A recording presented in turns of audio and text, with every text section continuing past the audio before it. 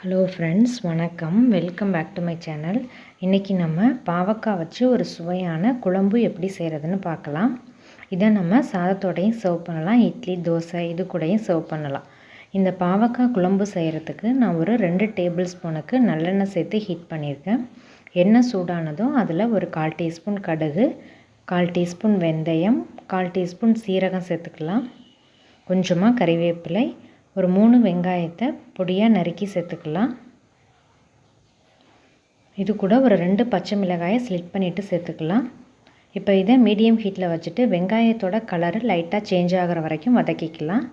இப்போ வெங்காயம் ஓரளவுக்கு வதங்கினதும் இதில் ஒரு 3 தக்காளியை கட் பண்ணிவிட்டு சேர்த்துக்கலாம். இப்போ இந்த தக்காளி நல்லா மஷியாக குக் ஆகிற வரைக்கும் குக் பண்ணிக்கலாம்.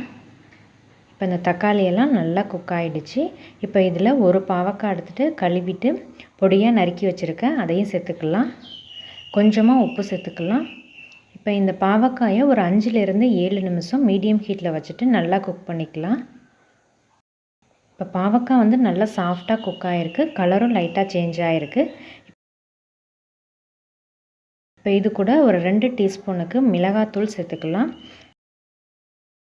2 டீஸ்பூன் மல்லித்தூள், 1/4 டீஸ்பூன் மஞ்சள் தூள் ஆட் பண்ணிக்கலாம்.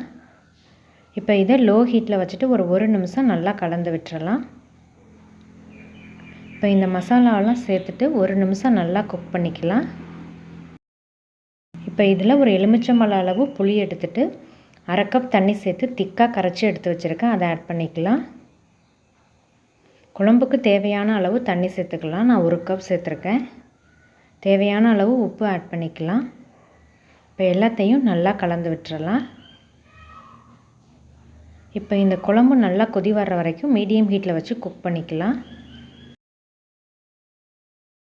இடையில கலந்து விட்டு குழம்பு நல்லா திக்காய் வர்ற வரைக்கும் குக் பண்ணிக்கலாம். இப்போ குழம்பு நல்லா திக்காயிடுச்சு. இப்போ ஃப்ளேமை குறைச்சி லோ ஹீட்டில் வச்சுக்கலாம். இப்போ இதில் 1 டேபிள் ஸ்பூனுக்கு வெல்லம் சேர்த்துட்டு நல்லா எண்ணெய் பிரிஞ்சு வர்ற வரைக்கும் சிம்மிலே வச்சு குக் பண்ணிக்கலாம். ஒரு 2லேருந்து 3 நிமிஷம் சிம்மிலே வச்சு குக் பண்ணிக்கலாம். இந்த மாதிரி நல்லா எண்ணெய் பிரிஞ்சு வந்ததும் ஃப்ளேமை ஆஃப் பண்ணிவிட்டு இறக்கிடலாம். இப்போ டேஸ்டியான பாவக்காய் குழம்பு ரெடி ஆகிடுச்சு. இதை நம்ம சாதத்தோடு சர்வ் பண்ணலாம். இந்த வீடியோ பிடிச்சிருந்தால் லைக் பண்ணி ஷேர் பண்ணிவிட்டு சப்ஸ்கிரைப் பண்ணி பெல் ஐக்கானை கிளிக் பண்ணி ஆளுங்கிற ஆப்ஷனை கிளிக் பண்ணி வச்சு. தேங்க்யூ ஸோ மச் ஃபார் வாட்சிங்.